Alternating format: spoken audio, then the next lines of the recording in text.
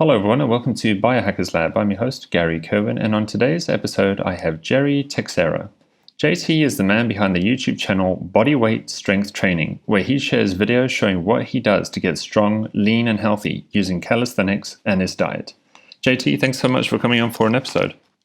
Yeah, happy to be here, man.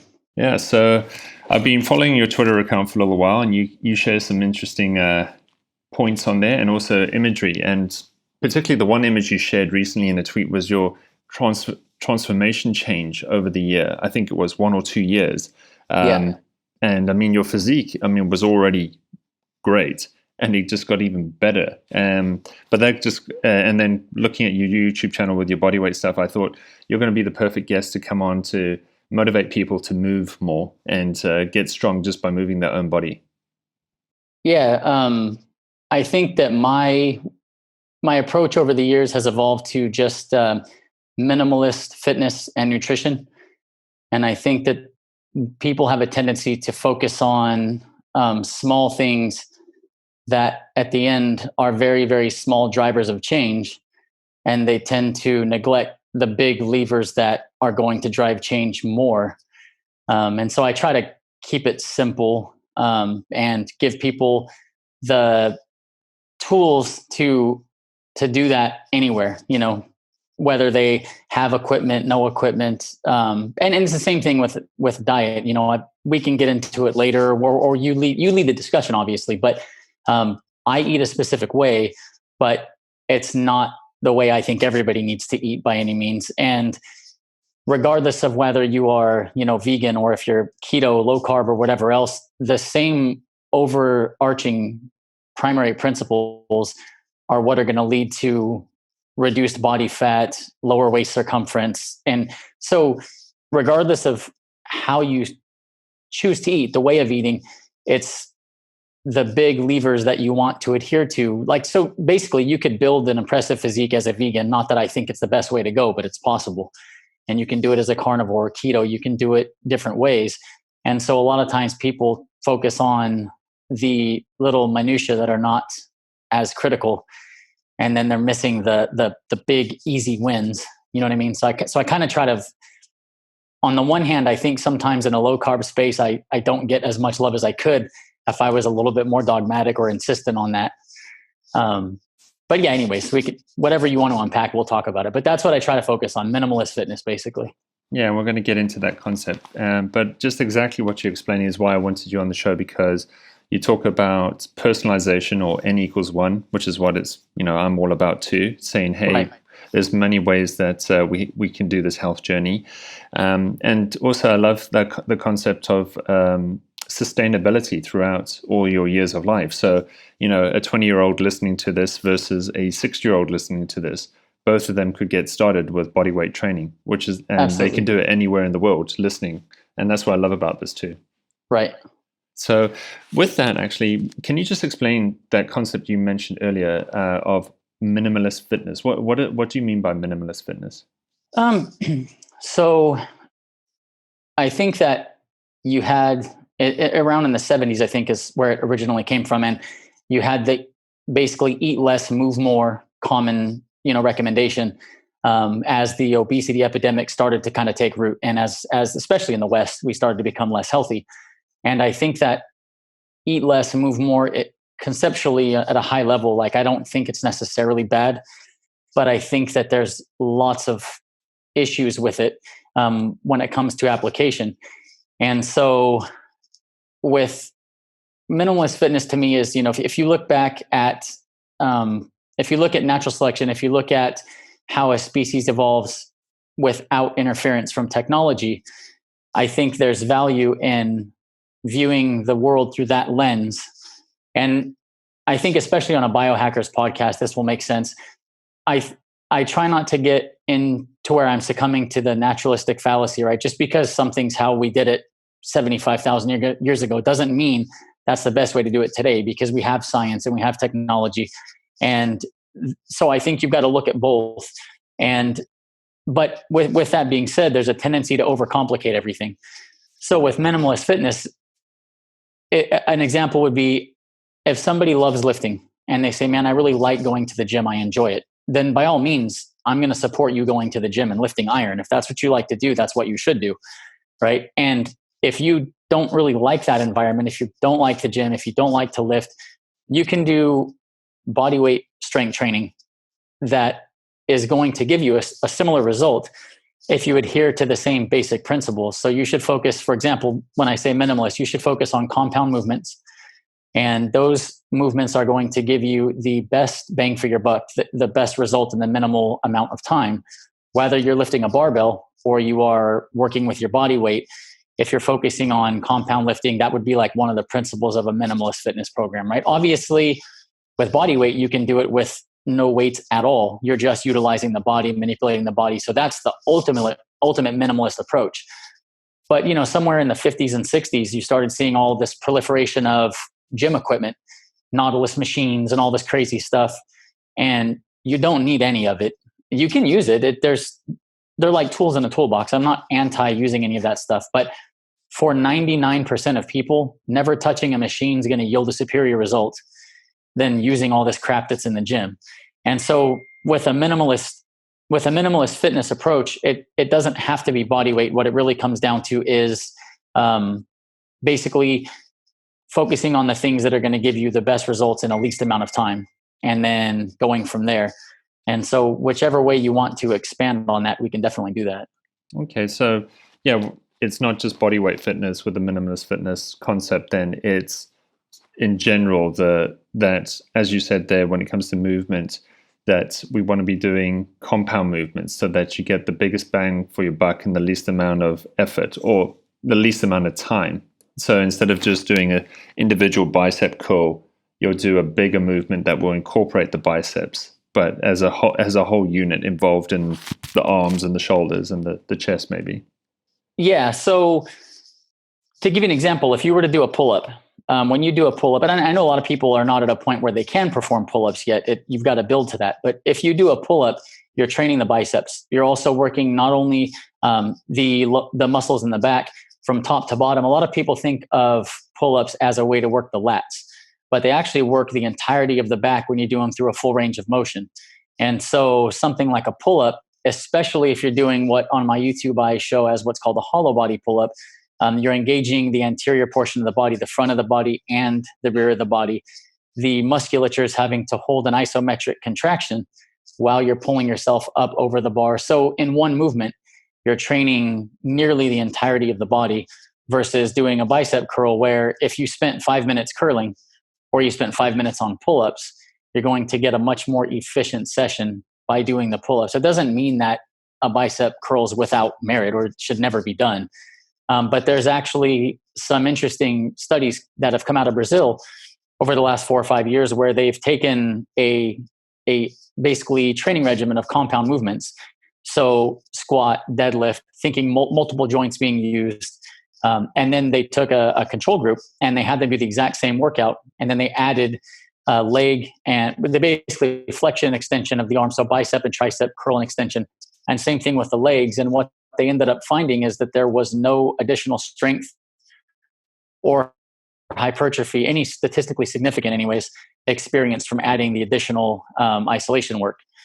So that's one of the reasons why if you are, especially into biohacking, I think one of the things that's, regardless of the approach being used, I think everybody is kind of into efficiency, right? It seems like that's an underlying current within the biohacking community. And so if you're going to invest this time into training and you're looking to build strength or mitochondrial density or whatever it is that you're training for with relation to longevity and all of that, your time is better spent focusing on the compound movements.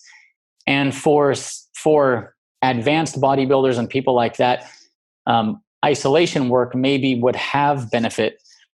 But when you look at the research out of Brazil, even if additional isolation work would have benefit, for example, you want to build bigger biceps. If you were doing the compound movements, you'd still build bigger biceps, but you would also build a bigger back. So at the end of the day, for most people, if you want additional work, you're still better to add additional compound movements as that work.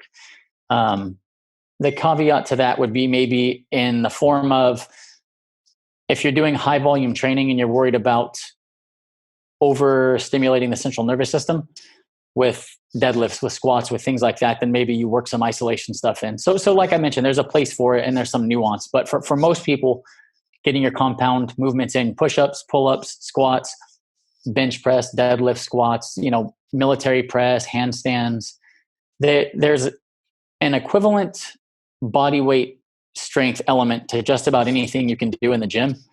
And sometimes you just have to know how to progress to mimic what you're doing with iron, basically. But that's the stuff that I recommend people focus on, because it's the hard stuff. It's the hard work that people tend to not do, right? If you've ever deadlifted, it's not easy. And if you've done heavy squats, it's also not easy. And so a lot of people tend to skip that stuff, and they do a lot of curling and tricep extensions. And it's a shame, because the stuff they're skipping is the stuff that's going to yield the biggest result. But as is human nature, it's the hardest stuff to do. It's physically taxing, it's physically demanding. So we tend to skirt around it and do a lot of isolation work and a lot of the easy stuff that at the end of the day, for most people, is shooting themselves in the foot, because it's less efficient and they're going to get less out of it. Mm-hmm. And do you think then, with what you're talking about here, people are going to get a more functional strength out of it too? So comparing just weightlifting just for the sake of trying to grow muscle, you also want to be able to get strong. You actually want to be able to do heavy lifting in a normal day-to-day situation, like picking up heavy groceries or carrying your child around. Do you think that the compound movements give you a better strength? Yeah, I think one of the things that I talk about is having no weak links. And so whenever, like on my YouTube channel, you can find complete training sessions. So you can go there and get an entire workout that you can do. And one of the things that is an underarching principle behind bodyweight strength training is that everything that you do requires multiple joints and multiple muscle groupings to perform. Majority of it is true full body. So, when you do a push-up, you are holding a plank. You have to engage the core. You have to engage the glutes, the quads. Most people can hold a plank. It's not that it's that difficult. But when you are on a bench and you're doing a bench press, you don't have to engage the entirety of the musculature like that. Although depending on how you bench, you can do it that way. But it's not a prerequisite. And so, especially for people who are somewhat new to training, you have to hold the plank to do the push-up. And as the push-up progresses and you start transitioning into uneven push-ups and then one-arm push-ups, the amount of basically rotational torque and core strength that is required is much, much higher than you would ever get on a bench press. So for a lot of the bodyweight strength training, there really is a full body strength that has to be developed over time in order to progress. So you literally can't progress without building everything in the kinetic chain, where with weightlifting, you could bench press. And especially if you are not cognizant of how to incorporate the rest of your body to help you with that lift, which most people aren't, you can just build, the term isolated chest strength. You can be building pressing strength and not building much else. So I would say it's easier with traditional barbell work or iron work to have imbalances, or to have, the term is functional strength. I think any strength you build will help you function. So it's a little bit of a misguided term, but I understand what people mean when they use it. And definitely, as you're progressing with bodyweight strength training, it is transferable to real life and everyday situations. And I get that feedback quite a bit. I've had people that want me to write custom training programs for them. I've had guys that are jiu-jitsu athletes. I've had people that are semi-professional surfers, and they lift and they do know what they're doing. And then they'll actually devote themselves to 8 weeks or 12 weeks of bodyweight strength training. And I routinely hear them say, "Hey, I didn't realize I was weak in this area. I didn't realize I was weak in this area." Sometimes it's core strength or glute strength. And they'll find that they are able to address those things and see an increased improvement in their other athletic pursuits. So yeah, I do think that because everything that I program, at least everything on my channel, it's all full body, that you are having to use all of those muscle systems together. where people have a tendency to isolate when they go to a gym in a traditional program. They don't have to do it that way, but it just tends to happen that way. And so, yeah, I think especially for people who are not a trainer, or they've not spent a lot of time researching how to best program a traditional weight training session, it's really easy to get into and do it well. So yeah, I think that's kind of one of the appeals for the average person, is that you don't have to be super knowledgeable. You can get into it, you can start doing it, and you're going to see real increases in strength across all the musculature from head to toe, really. Mm-hmm. And I was just thinking, sometimes you see in gym people doing some very unique movements on equipment that's not designed to have that type of movement. And so doing bodyweight training, you're going to avoid that embarrassment of using a machine incorrectly too, hopefully. Yeah. And the biggest thing is you can injure yourself. Obviously, you can slip and fall in the shower. Like, there's always a chance of injury with anything that you do. But with bodyweight strength training, there is no manipulating and heavy external load. So you're never loading your spine under a barbell. You're not deadlifting. And to be clear, I do think a deadlift for most people is a great movement. And I think a loaded squat's a great movement. But the thing that people don't always realize is that those movements are technical in nature. And it is actually, done improperly, really easy to injure yourself. If they're done properly, injuries are not common. If you do them properly, you can do them for a lifetime and not sustain injury. But the problem is, most people, if they've not hired a professional at some point, or they don't have a professional who's willing to look at video and offer critique and help them, most people, in my view, shouldn't even be under a weighted barbell. It should just be a barbell with no weight for probably a month to 2 months, getting the movement pattern down to where they're doing it well. So from that point on, they can load the barbell and not have to worry about it. With bodyweight strength training, I've yet to have someone sustain an injury over the years. The only thing, and this is common to any type of training, people will practice certain movements frequently, and you can get what are commonly termed repetitive use injuries, golfer's elbow, tennis elbow, things like that from a lot of pull-ups. So sometimes you've got these injuries that require deep tissue massage or tight musculature where you've got to back off your training a little bit. But your likelihood of sustaining an injury is extremely low.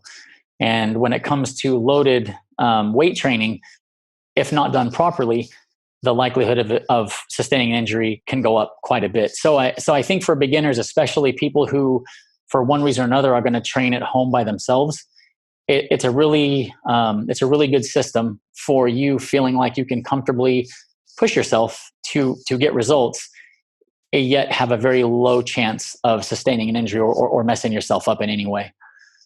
So yeah, that's one of the things that I think it lends itself really well to.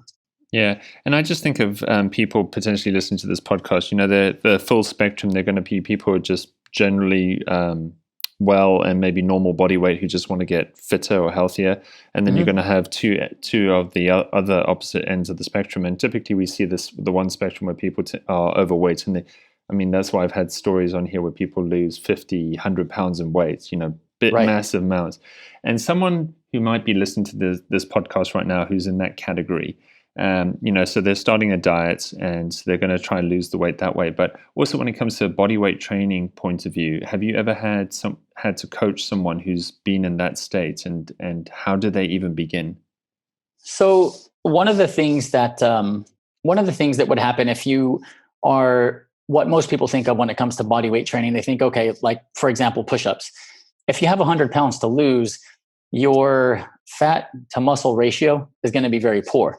So while you may weigh 250 pounds, you're going to have a large percentage that's going to be body fat, which means that you are moving a significant amount of weight with each repetition, but you're doing so with a deconditioned muscle. It's going to be really hard for you.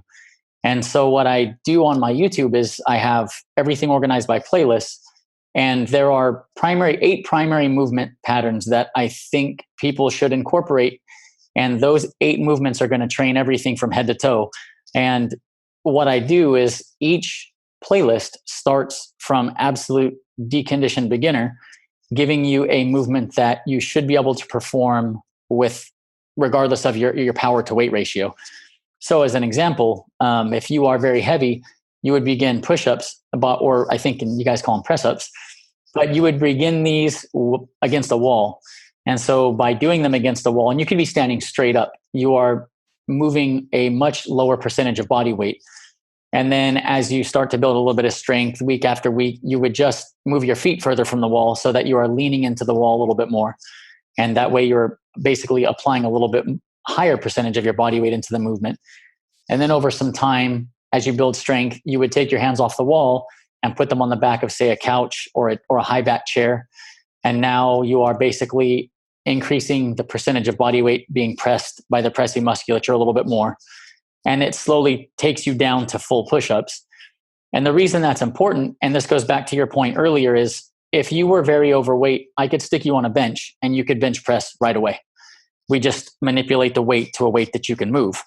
But the problem is that bench press is only going to build the pectoral muscles, some delts, triceps. It's going to build a limited number of muscles, and that's not necessarily a bad thing. But if I put you against the wall doing push-ups or press-ups, what's going to happen is doing push-ups requires you to develop the core musculature, the glutes. It requires you to develop the full kinetic chain because you're holding yourself in a plank while you do your push-ups. And so what'll help illustrate this for people is I've had a lot of females across social media, and they'll be working on their first push-up. And I've had males with this as well, but primarily women, less upper body strength. And so they're working on push-ups, and somewhere along the way, they were told to put their knees on the ground and do push-ups with their knees down. And the problem with that, I don't ever recommend that. And the reason why is it is basically you don't have to engage the core. It takes the glutes out of the movement. So if you stand up on your feet and then put your hands on an elevated surface, like either on the wall or the back of a chair, now you're in that plank position. You have to engage the core. You engage the glutes. I've had women that have been working on push-ups on their knees for months and could never get a full push-up. And the reason is because they're not lacking the pressing strength in the upper body anymore. It's the core and the rest of the musculature that never got the work because they were on their knees. And so that's why what I did is I took every movement in my channel and I did basically from absolute beginner, like I mentioned, and then you slowly, once you've mastered one progression, you move to the next progression and the next progression. And then I've got it where I still have to keep adding to it. I'm not done. I've only got, so much free time.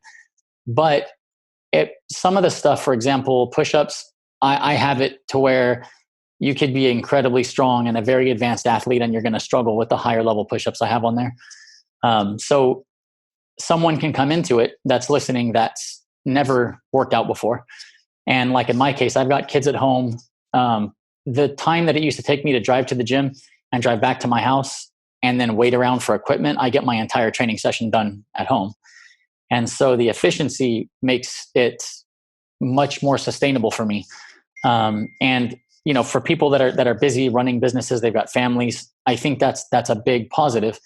And so if the time commitment has ever been an issue, this type of training lends itself to being performed anywhere. And so you can easily take it with you on the road. You can do it at home. And no matter your skill level, you can start from absolute beginner, or even if you're a very advanced athlete and you just happen to not have a gym for the week because you're on vacation, you can go to my channel and skip past the beginner progressions and you can find the more advanced progressions, and you'll find work there that will challenge you regardless of your skill level. Mm-hmm. Yeah, and I mean, that tip you gave there is great because, we were talking about weight being one factor here, but even age and strength is a big one. So someone who is never done any sort of training and they're maybe feeling a bit frail in their 60s or 70s, wall push-ups is a great way for them to begin too. Right.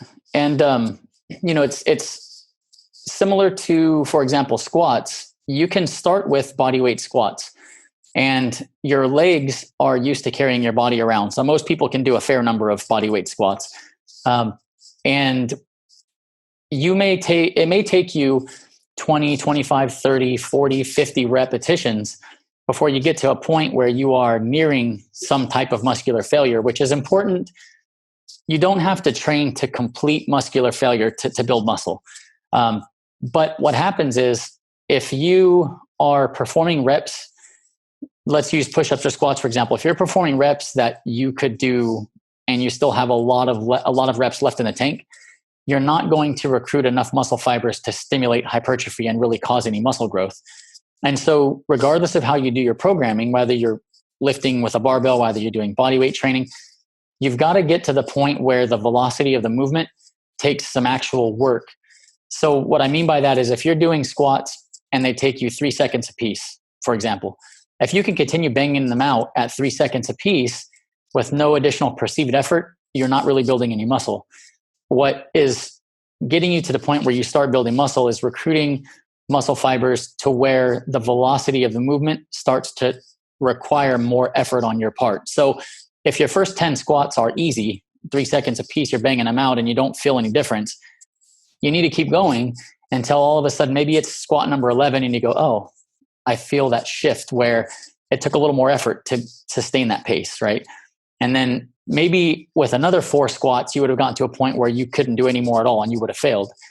You don't need to do the last squat to build muscle. You don't have to go till you absolutely can't go anymore, but you do need to get into that group of repetitions where you're recruiting muscle fibers and it's requiring a higher perceived effort. And so the problem, and why, because people ask me, well, you're very muscular or whatever. How come other people I see doing push-ups on Twitter or doing body weight training are not built very well? And the reason is most people don't take bodybuilding principles or principles from strength training that are typically in the barbell realm. So they don't take those principles and then bring them across into, that's just why I call it bodyweight strength training, because I want people to shift their mindset to focus on building strength. And if you look at gymnasts build a very impressive amount of muscle without ever touching a weight. My daughter has been a gymnast. She's going to be 14. So she's done it for 10 years. And they don't have weights in their gym at all. And most gyms don't. When gymnasts get to, collegiate level, when they get to the Olympic level, I'm sure they're incorporating other things. But the hypertrophy and the muscle that you see on gymnasts is primarily built with just calisthenics. But gymnastics is a strength sport. And so their focus is building strength through progressive calisthenics. And so that's kind of the approach that I took toward my progressions. The difference is gymnasts are trained from the time they're little kids. And so mobility, flexibility, all that stuff you couldn't take an adult and just stick them into, I wouldn't have been able to do it myself, just stick them into the kind of training that a gymnast is going to do. But I tried to take those same principles.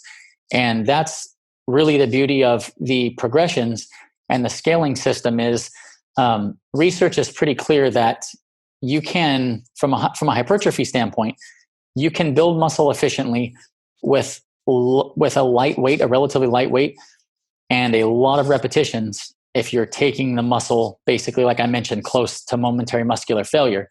It doesn't have to be heavy weight. The downside to that is, yes, you can stimulate hypertrophy. So that means if you did standard push-ups and you just did a lot of repetitions of push-ups, as long as you're getting close to muscular failure, you can build muscle that way. But you're not going to build strength efficiently that way. And so I favor, as you are performing whatever the movement happens to be, if you can already do a lot of push-ups in a set, then look at the progressions and think, how do I make my push-ups harder so that I don't do 30 push-ups in a set? How do I do 8 or 9 and that's all I can do?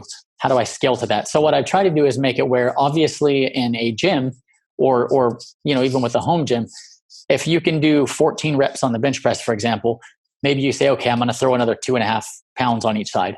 Now I can only do 8. And so what I've tried to do is give people a tool where as they get better at whatever movement they're working on, when they get to where that movement starts to become high repetition, they just look at the progression tree and say, hey, this push-up or this squat is easy for me. Let me scale to the next movement.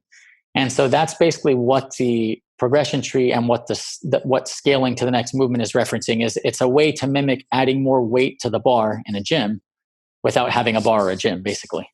Yeah, and that's fantastic. I mean, and eventually someone will get to that stage, as you see sometimes in the videos, where they can hold on to a pull-up bar and they can sort of look like they're walking up steps, or, they do these crazy things. And you think, yeah. How did you even just do that? And one thing for people that are listening, what I really try to do is when you look at the research on longevity in humans, and that's really where my passion is. And I think for biohacking, that's what most people are really interested in, is we want to live as long as possible with regards to lifespan, but not at the expense of not having an optimal health span.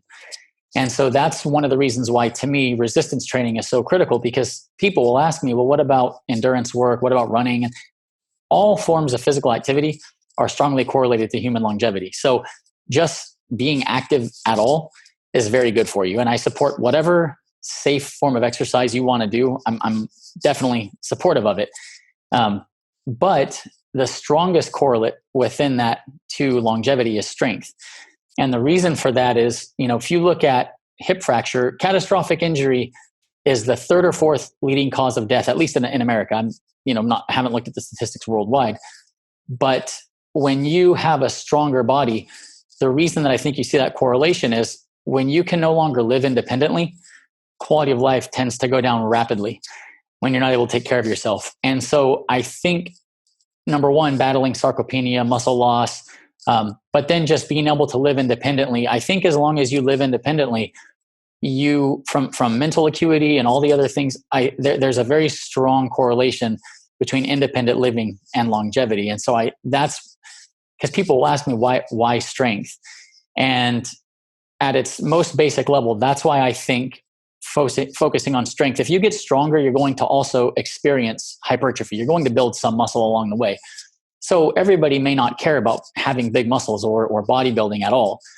But when you're talking about sarcopenia and age-related muscle loss, having a little extra muscle is beneficial for multiple reasons, but especially because now sarcopenia is probably not going to be an issue because you're strength training.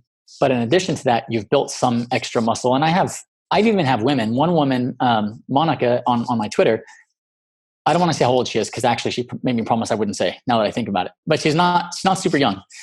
But she's gotten phenomenal results. And I mean, her shoulders are lean and muscular. Her arms are getting muscular. Her back, you can find her on there. And but she's at the age where sarcopenia is starting to affect adults for sure. And she looks phenomenal. And this has happened over the last year. She's one of the first follows I had on Twitter. And so now you have this woman that, God forbid a heart attack, a stroke, cancer, God forbid any of that stuff would happen to any of us. But if those things happen to you, oftentimes the recovery from those types of maladies depends on having a strong body, right? If you can handle more chemotherapy, you can handle more aggressive treatments. If you're a more hardy specimen, for lack of a better word, natural selection, the strong survive. There's an upper limit. When you see professional bodybuilders, I don't think that's healthy. And so I'm definitely not advocating that. But having some extra muscle, I think, shields you in the event of like a catastrophic injury, like a car accident. Muscle shields the organs. It increases your chances of surviving a physical injury. But then it also increases your chances of surviving various medical emergencies that could happen. And beyond that, like I mentioned, it increases your ability to live freely. And so for those reasons, I think building muscle and building strength are going to benefit everyone. And so for somebody who prefers endurance training, if you love to run, if you like to cycle, that can be your primary mode of training. And you can continue to do that because, number one, you should enjoy your life. And if something's enjoyable to you, I always preach that should be your foundation. But most athletes who are endurance athletes, they have now started, at least at competitive levels, they now squat. They incorporate compound movements because it's the best thing you can do for injury prevention. And so even for people who are listening and, they maybe think like, oh, strength training is not for me. I love to run. I encourage you to continue to run, but think from making yourself a hardier specimen, add some strength training, even if it's 2 days a week. That's all you need, really. And for the people that really enjoy strength training, you can make that your primary mode of training. But there is benefits to endurance training. So it's still a good idea to add some endurance training in with your strength training as well, or modify your strength training so that it has shorter rest periods for some metabolic conditioning. there's a lot of nuance when it comes to, programming various workouts. And I dig into that on YouTube.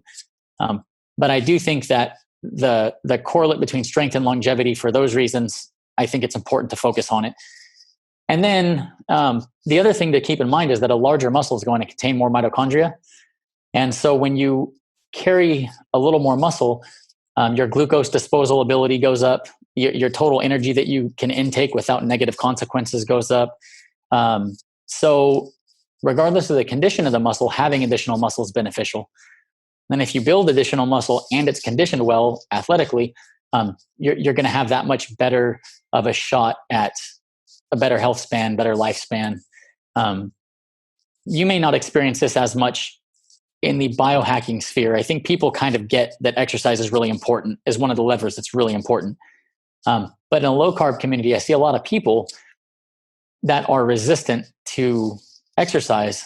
And when you look at the literature, it's just not supported that way. There's a lot of mechanisms at the cellular level that are shared between exercise and diet. So for example, if you're fasting, if you're keto, if you are going through different forms of dietary stress, those things do activate different longevity genes. But to only manipulate them through diet and not manipulate them through physical activity is cutting yourself short. So I'm a big advocate of, wearing both shoes and making sure that you are getting the benefit of activating those things through physical activity and activating them through diet. And then if you're into sauna and cold and all that, there's other ways to do it too. But the two that I think you've really got to institute are going to be the lever for diet, and then that of physical activity. And then all the other ones you can start putting into that, depending on how deep into the rabbit hole you want to go. And I'm sure your listeners are probably really into that stuff. But those are the two big ones. I think if you're trying to shortcut diet or you're trying to shortcut physical activity, I don't understand how anybody could make a case for either one of those, based on the literature that we have, based on what's out there. And those are great foundational things. And why exactly I wanted to get you on, I knew you would be a good guest to get on, because I completely agree with you. If it comes back to everything we mentioned right in the beginning there, that if you're going to get the biggest bang for your buck, instead of investing in high-tech gadgetry, rather just change what you eat to be better for your personal situation and start moving your body more efficiently. And then from there, use that foundation to build upwards to where you want to go. And you touched on so many so many excellent points that even from the psychology of being stronger, that's the only thing people want when they're getting older too, is just that I feel strong enough to get up from the chair and, be independent and be able to do stuff that I want to do, versus being held back because I'm not strong enough to do it and I'm feeling frail and my quality of life is starting to deteriorate. So completely agree with you there, JT. I mean, there's lots of amazing points you touched on.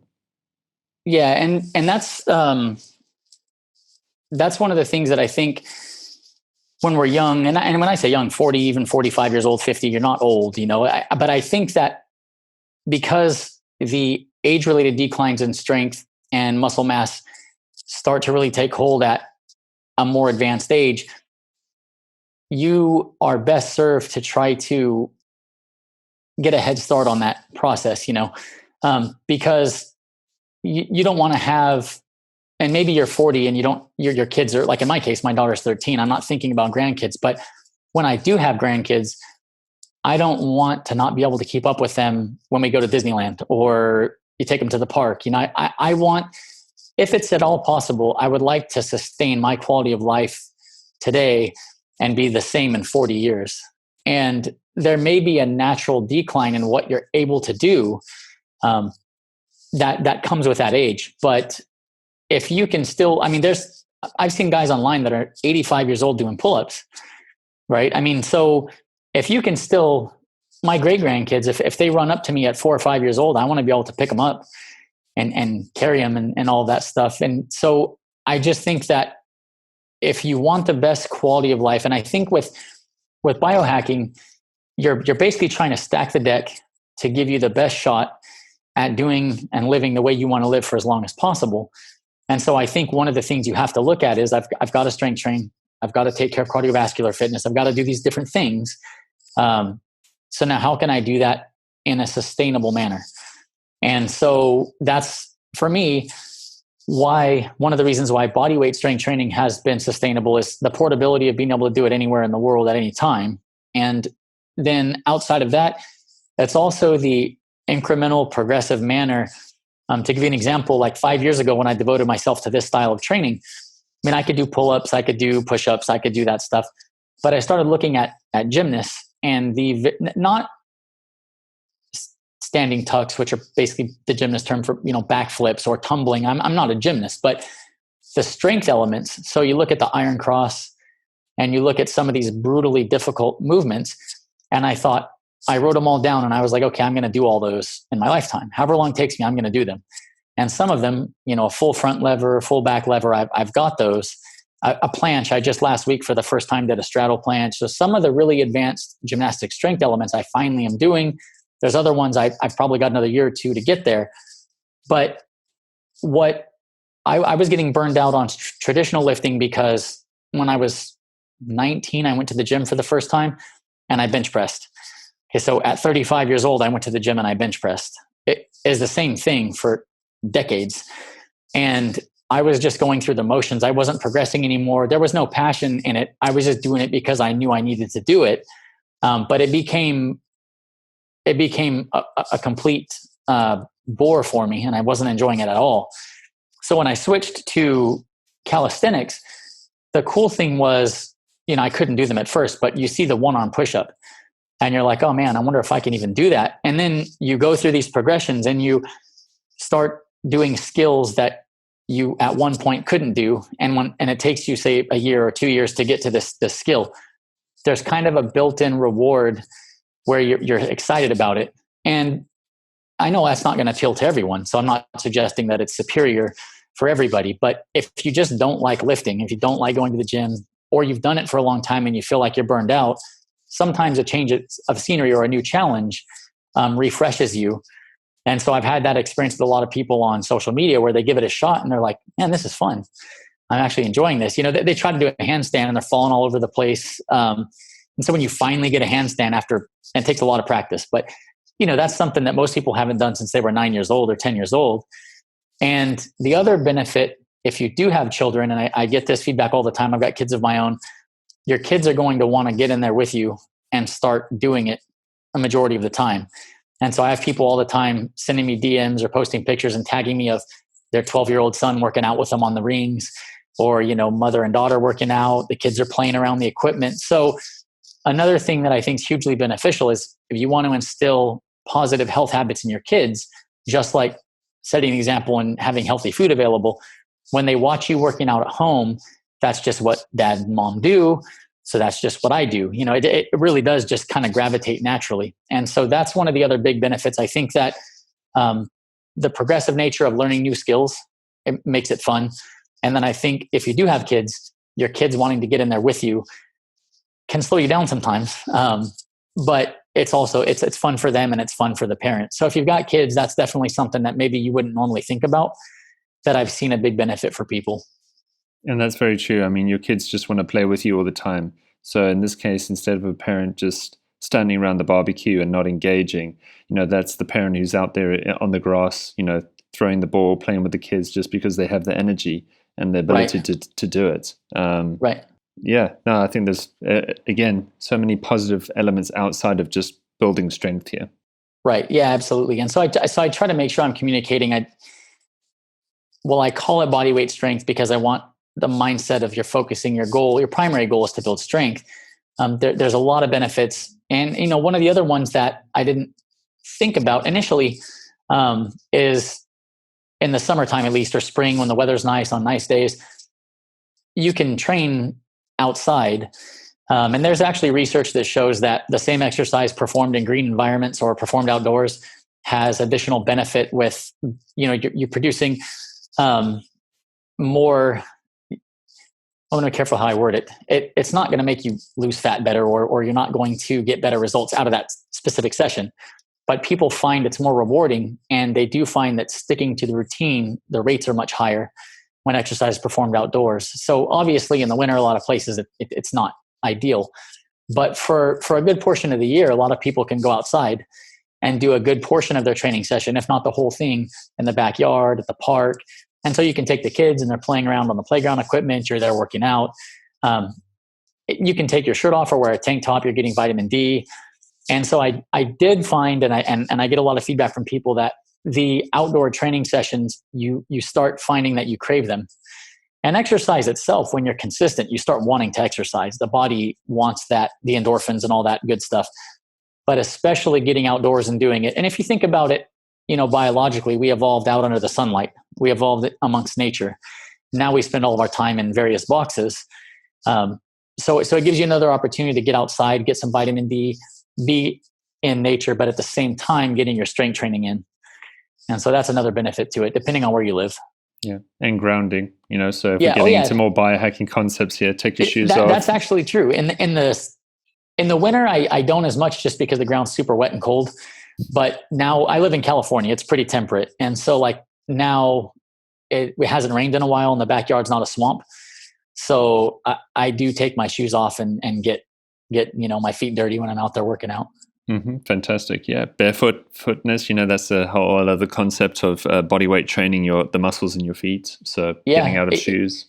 I used to spend a lot of time in shoes and I had lower back issues and stuff when I was younger. And now from focusing more on incorporating glute specific movements and building core strength, when I used to lift, I deadlifted, I squatted, I did all that stuff, but I had some type of, underdevelopment in certain areas. And I wasn't quite sure. I didn't pinpoint it well until I started getting into bodyweight strength training. And what it turned out to be was my glute medius was underdeveloped relative to the rest of my hip musculature. And I found that this is a pretty common problem amongst most people who lift. And if you're a strength coach or if you're somebody with a lot of knowledge, maybe you're aware of this and that's not an issue. But for most people, even if they are doing a fairly solid program, the glute medius is responsible for controlling abduction and moving the leg away from the body. When you walk, when you run, that muscle is really important. And when you do a traditional squat or traditional movements, you don't train it well. And so the way that you really train it, if you think about it, when you see women don't have this issue, but in men, primarily they have this issue. There's the machine that you sit on where you do the glute abduction, where you sit down and you're opening your legs. And for a lot of guys, you see that and you're like, yeah, I don't think I'm going to do that, or you go to a gym that doesn't have that. Or you see primarily women, they'll take exercise bands and put one around the ankle and attach one to the rack. And then they're abducting the leg.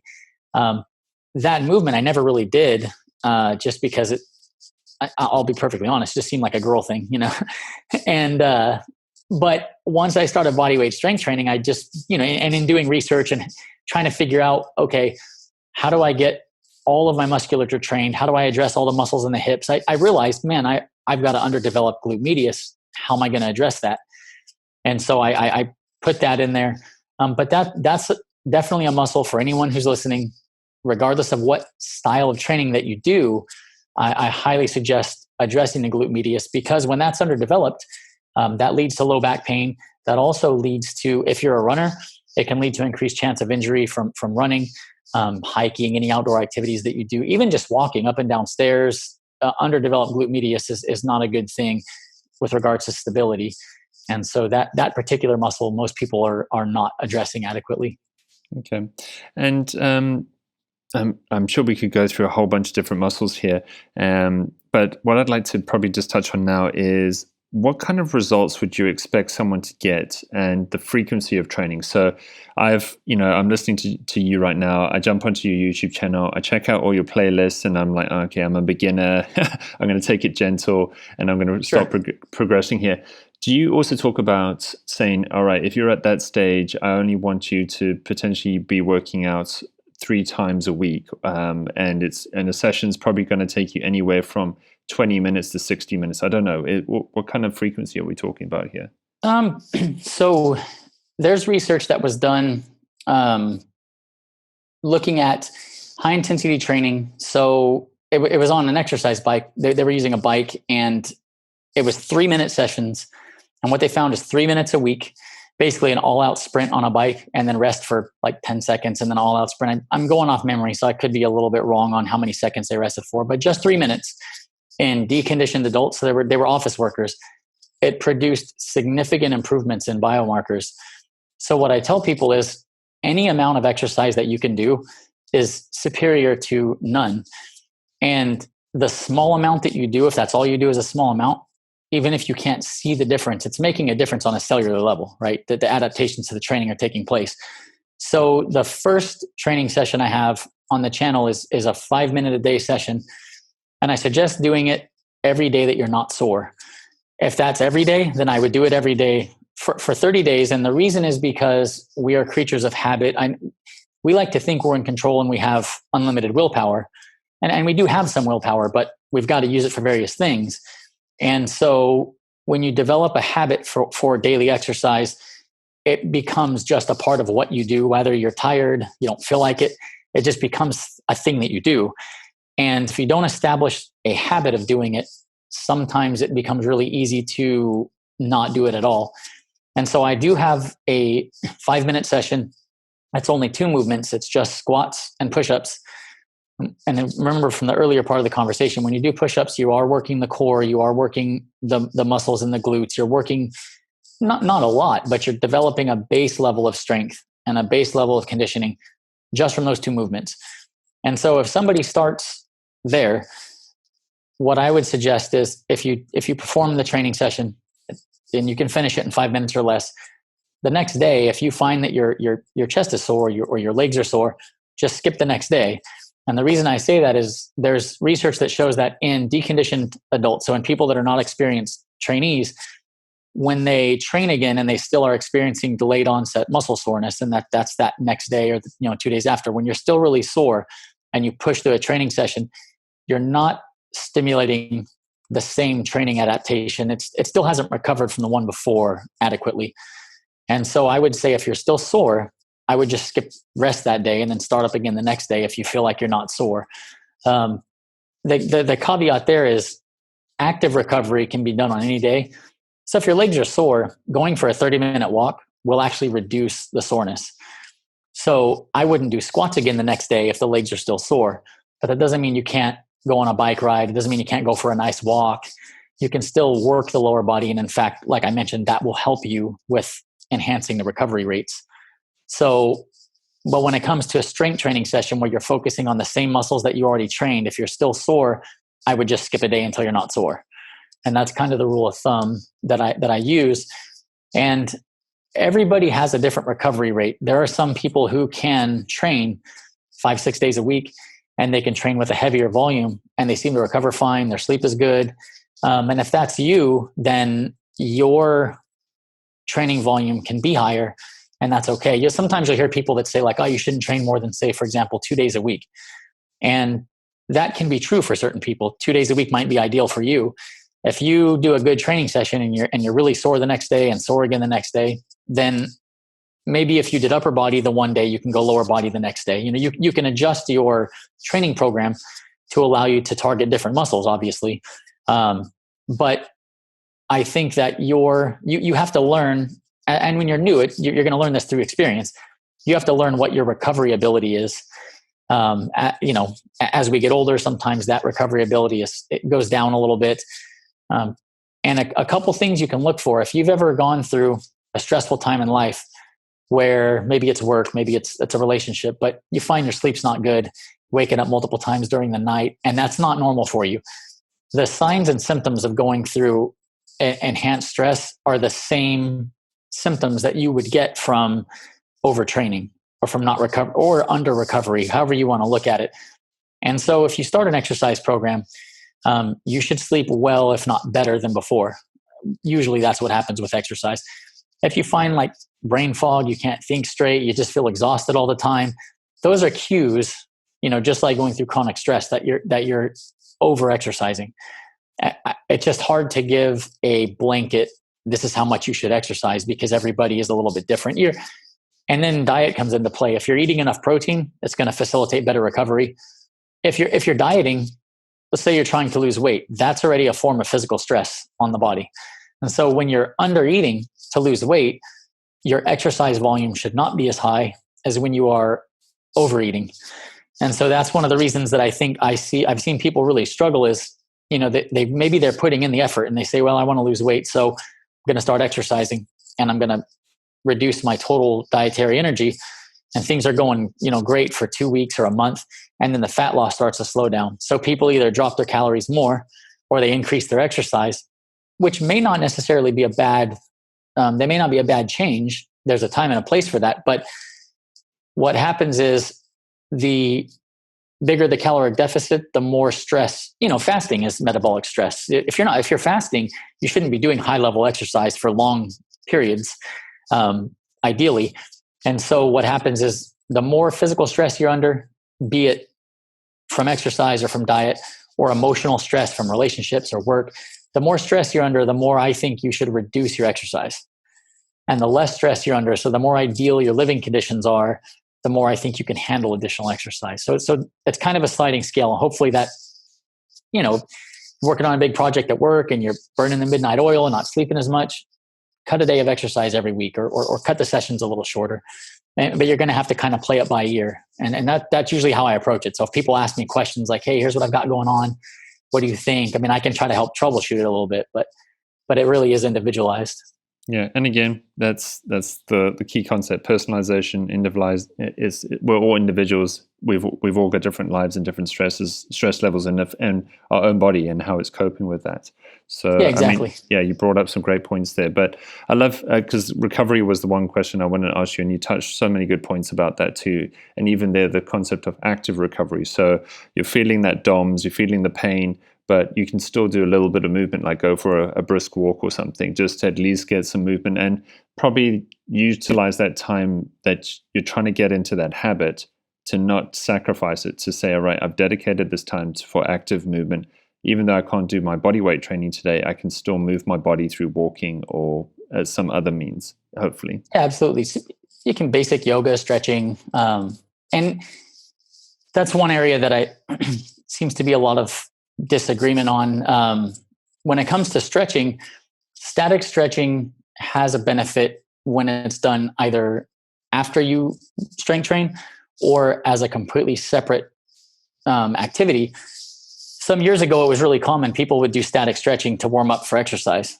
And then some studies came out that showed that it doesn't help and that it potentially could increase the risk of injury from the exercise. And so then what you got is the camp that said, oh, all stretching is bad all the time. Just lift and don't stretch, which is, I don't ascribe to that at all. I think that when you're going to strength train, you're contracting, you're shortening the muscles. And then separate from the strength training or after the strength training, static stretching can be beneficial. So on an active recovery day, it could just be, maybe you're listening to a podcast or you're watching something and you're just going to hit the floor and do 10 minutes of stretching. And then maybe you're going to use the foam roller. And if you don't own a foam roller, it's one of the best things you can get for $10. And it's just the best way to think about a foam roller is it's a device you can use to self-massage. So if you work the lower body the day before and the next day your legs are really tight, you can get a foam roller and you just roll your legs out and it's just like getting a massage. And so it can just help, again, with knocking out that delayed onset muscle soreness. So those are some things you can do, like you mentioned, either going for a walk, going on a bike ride, or if you want to stay at home, you can stretch and foam roll and kind of address your soft tissue like that.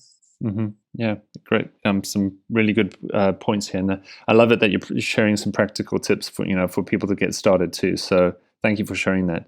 Oh yeah, of course. So I think we've been speaking for nearly an hour here, and I know people now probably want to get up and go, I want to move. I'm so and that's why I love it. I mean, just listening to you, JT, I mean, I feel motivated to move now. I just want to, pump out some wall push-ups or do something now because instead of just sitting here. And that's exactly why I got you on is to bring that movement is medicine concept. Movement is a key foundation to staying healthy. It's not just nutrition alone. And I think you've definitely motivated people to get moving. So if people want to, you've mentioned it before, but this is the time to share. If people want to follow you or get started with a lot of the training exercises or material that you have to share, where's the best place to find you? So you can find me on Twitter is where I engage the most conversationally. And I think it's just because it's a more conversational medium, for lack of a better, people generally go on Twitter to follow. I follow a ton of PhDs and researchers and stuff whose work I'm interested in. And so I'm on there to learn. And then of course I want to share what I learn with others. So Twitter, if you're into social media, I'm also on Instagram, and I try to be active on there, but I'm just less active on Instagram than Twitter, but I am on there. And then, YouTube, I try to answer all the comments and questions that people have on YouTube. And the YouTube is just my name, and Twitter is just my name, which is, Jerry, Jerry. I'm sure you'll put it in the notes, but the last name is a little complicated. So it's Teixeira. And it's a Portuguese name. In hindsight, I probably shouldn't have used that as my YouTube channel name, but it is what it is. And I think if you type in bodyweight strength, I come up pretty early. If not first yet, it'll eventually, I'm sure, get there. But so you can type in bodyweight strength, I'm sure it'll come up. But other than that, you can type my name in, and all of my content is no cost. So I do put full training sessions on YouTube. I'm going to continue to do that. Free time somewhat limited, so I get to it when I can. But if people have questions, if they need help with something, the way I figure out what to post is from people giving me feedback. So I definitely try to be open. So don't feel like you can't reach out and ask questions. I mean, I definitely want to help. What I've learned and the system I built, which I built it for myself just because my wife and I had a second child, and it just was hard for me to get to the gym. And so I basically started bodyweight strength training, and over the years got, to where I kind of like made progress, and then was never even active on social media till about a year ago. And then answered one question for a doctor who shared a post, and it just blew up from there. And so that's kind of where I had to think back, well, how did I progress from this to this? And that's how I started building this out. So the whole fun of it for me is I came up with a system that worked for me. And then I didn't really ever think about sharing it, in all honesty. But then other people were like, hey, I don't have time. I mean, we can make time. I can go to the gym, but it's just not convenient. I've got this, I've got that. Teach me how you're doing that, or teach me what you did. And so that originally I was going to write an ebook, and I talked to my wife about it, and I just decided that I wanted to get it in front of as many people as possible and help as many people as possible sans a paywall. So for me, the long term, hopefully I get quote unquote YouTube famous enough that it you know what I mean? I wanted it to be available to everybody without a paywall. Because if you see something like, oh, this guy wants to charge me $30, I could probably make some money selling books, but I'm going to touch very few people. And so for me, it was about touching as many people as possible. And I do some marketing consulting for restaurants, not in the fitness industry. And so I don't need this to pay my bills. But one day, if the YouTube grows to a point where, and Patreon and all that stuff, if it gets to that point, that's okay. But it's not what I don't have to do it that way, because a lot of trainers, that's their career. And I get that. And there's nothing wrong with that. And I support paying people for their work and all that good stuff. But yeah, so if you go to my YouTube and if you have questions, I will help as much as I can within reason, with the time that I do have. So definitely reach out. Don't be shy and all that stuff.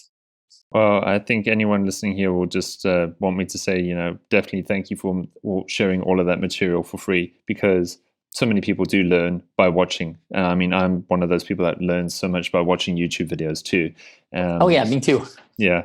And I think it's a great concept that you're doing there to be able to share that information with people, and it will be making a massive impact in life. And you're going to get all the before and after photos and the stories that come just from, following you and the concepts that you talk about. So you will be impacting people's lives. And I can see you being one of these big famous YouTubers where you have 1 million people following you, and everyone's now into bodyweight training, and we've stopped watching you on morning shows on TV. Yeah.